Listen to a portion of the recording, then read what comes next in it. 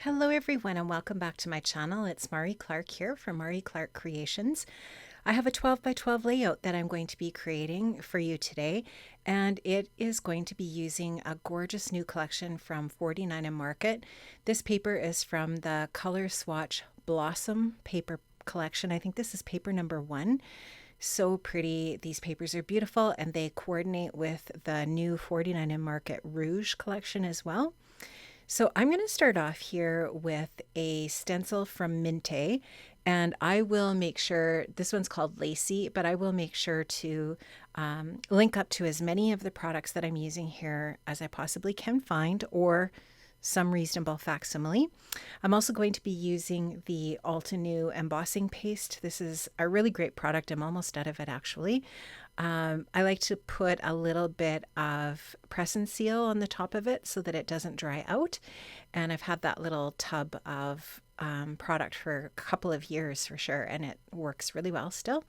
So I'm just going to take my palette knife here and run that embossing paste through the stencil in just kind of like a couple of areas diagonally across from each other on this beautiful pattern paper, or at least a little bit on the top and kind of a little bit on the bottom area. You'll just see here where I'm going to add this. I just wanted this a little bit of white texture over top of this beautiful background. These papers from this collection are absolutely stunning. The most recent release from 49 & Market is really, really beautiful. Of course, no surprise, their products are always lovely. And so there you can see I've just put that little bit of texture to the top and bottom, kind of a little bit in a diagonal orientation, because I am going to be putting 2 photos on this layout, and I did want to put one sort of at the top over to the left and one at the bottom over to the right. So that's kind of the method to the design that I was going for here. So I've let that completely dry by itself. I didn't use my heat tool or anything. You can see the paper is not warped in any way, shape, or form. The 49 & Market paper is really beautiful and heavy to work with. So you can actually use a little bit of mixed media on it and you don't get a bunch of warping. So I'm going to trim this paper down to 11 inches by 11 inches, and I'm going to take 1/4 of an inch off each of the 4 sides because I didn't want to cut all of that beautiful pattern off one side. So I'm just trying to sort of retain as much of that gorgeous background as I can. So I did want to do a little bit of matting. And so to achieve that, I decided I would cut this down to 11 inches square. So I'm just using my trimmer here just to help me trim this out. And you can see I will do that on all 4 sides and get a nice square piece of paper for the front of my layout, the main portion of my layout. Now I am going to mat that onto a piece of white Basil Avalanche cardstock. It's my favorite textured cardstock, but you could use whatever you want. I'm going to size this down to 11.5 inches by 11.5 inches. And then I have a piece of green cardstock from my stash. Not sure what brand it is. It's probably Basil. It's a smooth cardstock. I will try to find a color that's similar to this to link up in the description box below as well, so that you have an option if you want to recreate this project. I love having a lot of 12 by 12 cardstock colors in my stash because when I go to make a project, I want to have a bunch of different colors to choose from, right? So I'm just going to gut the center out of this paper. So you're just going to see me creating this little square, these square cuts using my trimmer.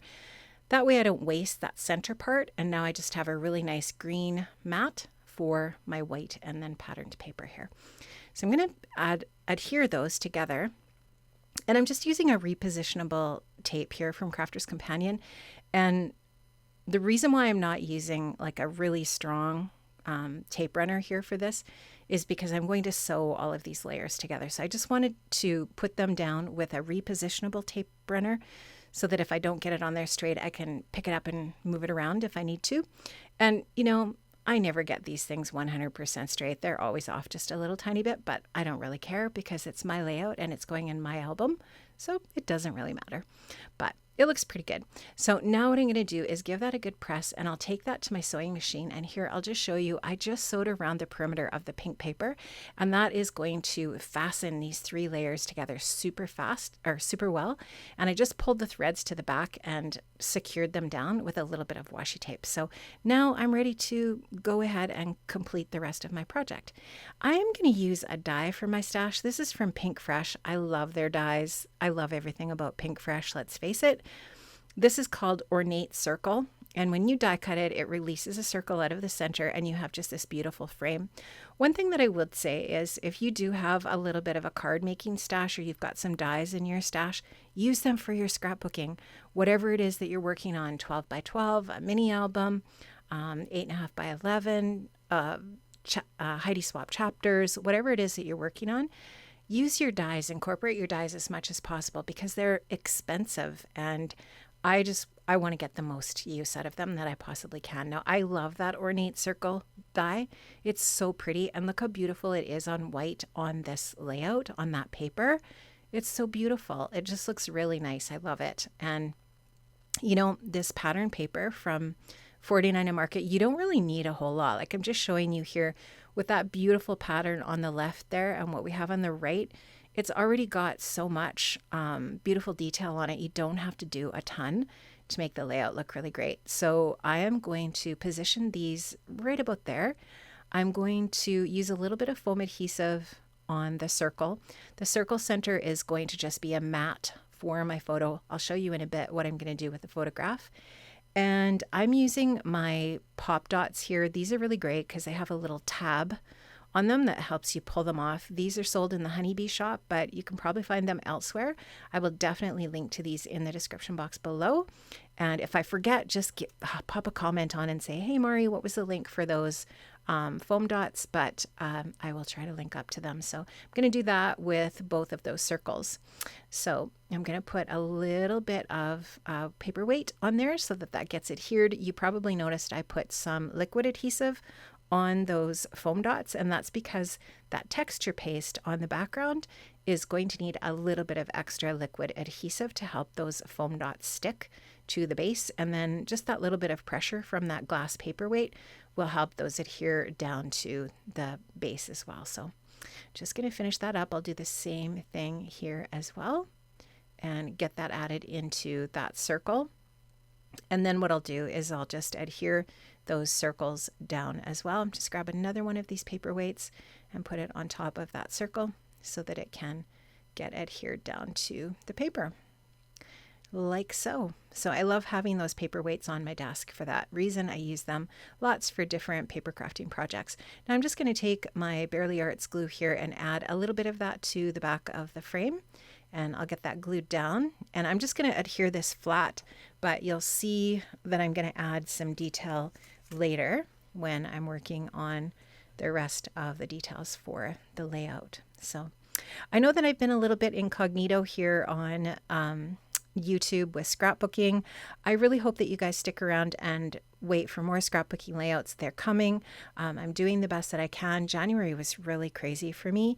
I am going to be attending NAMTA, or Creativation, this year in Ohio, and I was creating like all my projects that I have to teach at NAMTA in January, and just been really busy with that.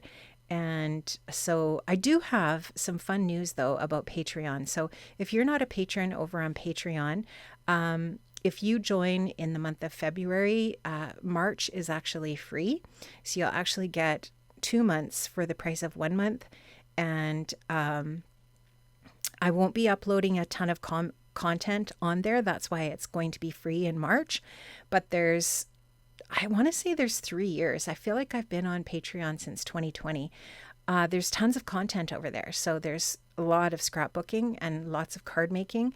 There's some little mini classes and stuff like that. So you basically have access to content for 3 years.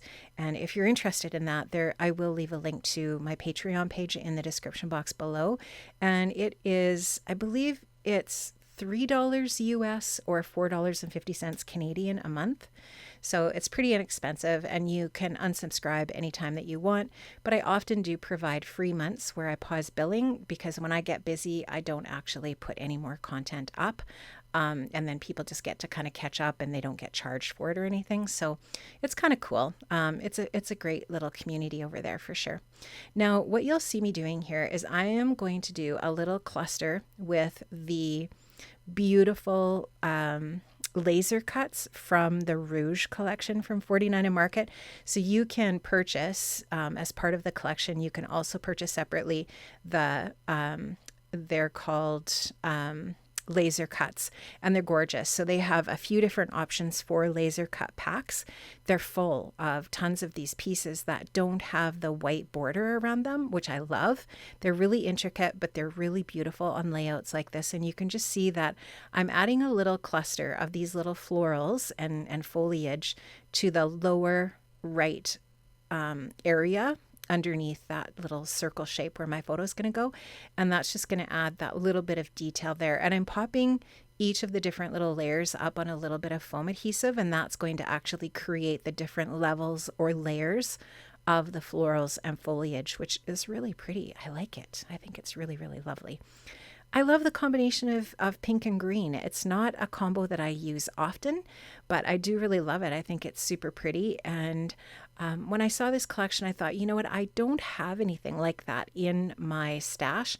And that's one of the things definitely that guides me when I'm purchasing a collection is I kind of look at it and I think, well, do I have something exactly like this already? And if it's different and if I really love it, then usually I'll go ahead and add it to my stash. And then when I'm looking for something for, the perfect project or whatever, I have more options. So just something to think about when you're choosing your different products for your stash. And well, how I look at it anyways, when I'm buying the different little bits of collections that I would like to use and work with. Now, this is the same die cut. I've cut it again. I'm actually going to layer this over top of the one that's flat on the layout. So I'm popping the second layer up on some foam adhesive, and that's going to make that little frame even more dimensional because at this point it's not dimensional at all. It's just flat to the paper. And so I'm just going to add little foam squares to the back. There's enough room on the frame to do that because Pink Fresh is genius how they've designed this frame. They've added kind of little embossed slits in the frame to make it look more detailed, but they're actually solid so that you can't see the foam adhesive where I'm adding them here. So I really love that. You get the texture of the lines that are cut, but you can't see the foam adhesive through those little cuts. So it's pretty genius. I really love their products. They have a lot of fun stuff. And I definitely have a really great Pink Fresh stash in my space for sure, including this one. And they just came out with another really cool circle die that I want to get my hands on too in their most recent release. So I'm basically going to emulate that little cluster that's at the bottom, up at the top, above the top circle as well. And so I'm just going to basically recreate that by kind of going back to my laser cut sheets. And I'm going to just go through them and kind of find basically the same shapes that I put in that lower cluster there. And I've got a couple of packs of the laser die cuts from this collection. I can't remember what they were each called, but like I said, I will make sure that I link up to these products where I can find them. But I'm sure that your local scrapbooking store also has these collections in stock. If you do shop with my links, those are affiliate links, so I do get a little bit of a commission at no extra cost to you. So if you do shop my links, I really appreciate it, and I will provide those in the description box, like I said. So here you can just see, I'm just trying to find just some tiny little bits. And I love the variety of size and shapes in these laser cut packs. So, you can find like the smallest little shape that you want if you're working on a card, or a big and bold shape. It's the same with their rub-ons. Their rub-ons are amazing. And you can get lots of different versions of their rub-ons to go with the collections, depending on what you're working on. So if you're mostly making cards and you want the smaller rub-on packs, or if you're scrapbooking and you want the phrase sheets, the ones with the titles and so on, you can do that. Or there's really large florals and so on for scrapbooking.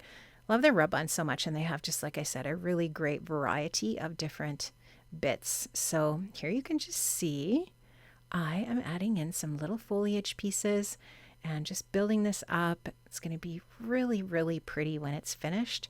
And this past fall, I want to say late fall, my daughter and her husband and my little grandson had photographs taken, professional photos taken, that I now get to scrapbook. So if you've been following me for a while, you've been watching that little family's life unfold from, well, way back when I scrapbooked just pictures of my daughter before she was married. And then now when she got married, and there's a whole like playlist of scrapbooking layouts for weddings on my channel here. And now I'm, scrapbooking the little progress this sweet little family is making. And so now they just have this adorable little boy, and these photos are just so sweet. So I am working my way through these photos and scrapbooking them. So I have scrapbooked some over on Patreon as well, and here as well on YouTube. So I'm going to trim out one of the 8x6 rub-ons. This word says hugs, and I'm going to combine that with the die cut word best, and that was from the Rouge die cut pack. And I am going to use that for my title, and then you'll see how that fits when I get my photo on here. Now, I want to make sure that I get this rub-on here straight. So I'm going to use my T-square ruler. I'm going to get my ruler placed where I want that word to go. I'll just let my ruler, I'll release my ruler here just a little bit so that I can slide that rub-on underneath. So I'm taking the backer off of it. I'm just going to let the paper slide underneath my ruler. And then what I'll do is just make sure that my ruler is straight, and I'll just line up the bottom of the word hugs with that straight ruler there. And now I have that in the right place. I will just go ahead and rub that down into place. And I love that. I love the idea of these outline words too. I think that they're just really different, and they pair so nicely with other things like a die cut word or a chipboard word, or if you have alphas, sticky alpha stickers that you would like to use for your titles. So I'm just going to go ahead and use this little stick that comes in the pack with the rub-ons and just rub that across. And then I'll just take my craft pick and just pick up the plastic. And what I do, I like to do this just slowly and gingerly, because if there's a spot that needs a little more pressure, then that gives me an opportunity to go back and do a little more rubbing to get everything down. But you can just see how nicely that transferred. It looks really awesome. And now I'm just going to take that die cut word best, and I'm going to add a little bit of foam adhesive on the back of that and adhere that down onto my project. So just going to take those little backer tabs off. These foam stickers or stickies are just so perfect. I love them. I love the little release tabs for the back. It does really help make it a little bit more easy, but I did just recently cut my fingernails. So I just used my craft pick there to help me grab one of those little tabs. And I'm just going to use my tweezers, as I often do when I am creating, whether it's card making or scrapbooking, to help me just position things. And I just want to make sure that I get that word best on there. I love that combination again of those greens and pinks. So pretty. And there you can just see how lovely those white photo areas are, and all ready to go for my photos. So I have a couple of little butterflies that I've chosen. I have a little green and white one that I'm just going to put down in that area there. And of course, just gluing it in the center so that the little wings are not stuck down. So it looks really nice and dimensional on the project. So get those stuck into place. And I think the next thing I'm going to do is work with my photos. So what I did was I took a 2.5 inch circle punch. I've printed my photos here. Maybe at 4.7 by 3, I believe is the dimension I used. There you can see my reflection in my circle punch. And I'm just going to go ahead and snip around the photo. And it's just going to cut out the photo in a circle shape, like so. And I would say if I were to adjust anything on these, on my layout, I would go back into Lightroom and increase the exposure on these photos. They're a little bit dark. The photographer that did the session with the kids, does tend to, she likes darker photos. They're beautiful. The photos are fantastic. And I am really grateful that I do have a photo editor so that I could have adjusted that. And I might still do that. I might reprint them and just grab these off the layout and replace them. But at this point, it gives you an idea of how this worked, how I did this, how I created it. So yeah, I just used a circle punch. And what I did was I measured the size of the circle that's on the inside of this frame. And then I found the circle punch from my stash that is the right size, and then of course printed the photos and just punched them out, and then you can just adhere those into those frames, and that is going to finish off the photo part of the layout as well. So I'm really loving how this is looking so far. Now what I want to do is take a little bit of scrap paper. This is just I buy really inexpensive thinner white cardstock from Michael's, so that whenever I need a scrap of paper, whatever it might be for the inside of a card, for example, for people to write on or whatever, I use that paper for that purpose because it's really inexpensive. I'm going to cover up the things that I don't want to be white splattered, and I'm going to do some white splatter. So just grab a cardboard box from my craft room, and I put the layout into that cardboard box. This is just a 12 by 12 box, kind of like a pizza box, and I am using some Dina Wakley white gloss spray, which is my absolute favorite thing to splatter with. And I'm splattering just with a smaller round brush. It's probably like a number 2 or something.